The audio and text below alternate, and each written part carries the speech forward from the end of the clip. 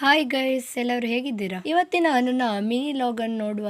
ಇವತ್ತೊಂದು ಒಳ್ಳೆಯ ದಿನ ಅಂತ ಹೇಳ್ಬೋದು. ಯಾಕೆಂತ ಹೇಳಿದ್ರೆ ಇವತ್ತು ಅಮ್ಮನವರ ದಿನಾಚರಣೆ.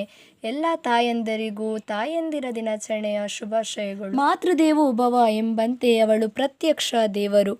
ಅಮ್ಮನ ಪ್ರೀತಿ ನಿಸ್ವಾರ್ಥ, ಅವಳ ಮಡಿಲು ಅತಿ ದೊಡ್ಡ ಸಾಂತ್ವನ. ಕಷ್ಟದಲ್ಲಿ ಬೆನ್ನೆಲುಬಾಗಿ ನಿಲ್ಲುವ ಅಮ್ಮನಿಗೆ ಸಾಟಿ ಇಲ್ಲ. ಜಗತ್ತಿನ ಅತ್ಯಂತ ನಿಸ್ವಾರ್ಥ ಸಂಬಂಧ ತಾಯಿಯದ್ದು.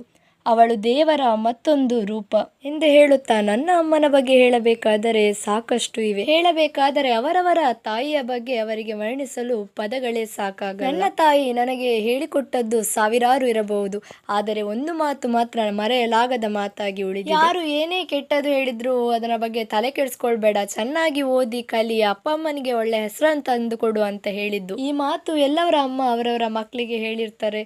ಹಾಗೇನೆ ನನ್ನ ಅಮ್ಮ ಸಹ ನನಗೆ ಹೇಳಿದ್ರು. ಹಾಗೇನೆ ಅಮ್ಮನ ಬಗ್ಗೆ ಹೇಳ್ಬೇಕಾದ್ರೆ ತುಂಬಾ ಇದೆ. ಅಮ್ಮನನ್ನು ಇನ್ಯಾವತ್ತೂ ನೋಯಿಸದೆ ಖುಷಿಯಾಗಿ ನೋಡ್ಕೊಳ್ತೇನೆ. ಹಾಗೆ ನೋವು ನುಂಗಿ ನಗುವಳು ತ್ಯಾಗದ ಮೂರ್ತಿ ಆಕಿ.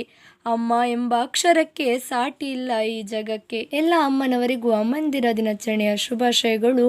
ಇಂದಿನ ನನ್ನ ಮಿನಿ ಲಾಗ್ ಅನ್ನು ನಾನು ಮುಗಿಸ್ತೇನೆ. ಎಲ್ಲರಿಗೂ ಬಾಯ್. ನಂಗೆ ಹೀಗೆ ಸಪೋರ್ಟ್ ಮಾಡಿ, ಎಲ್ಲರೂ ಸಬ್ಸ್ಕ್ರೈಬ್ ಮಾಡಿ, ಲೈಕ್ ಮಾಡಿ, ಶೇರ್ ಮಾಡಿ. ಬಾಯ್ ಬಾಯ್.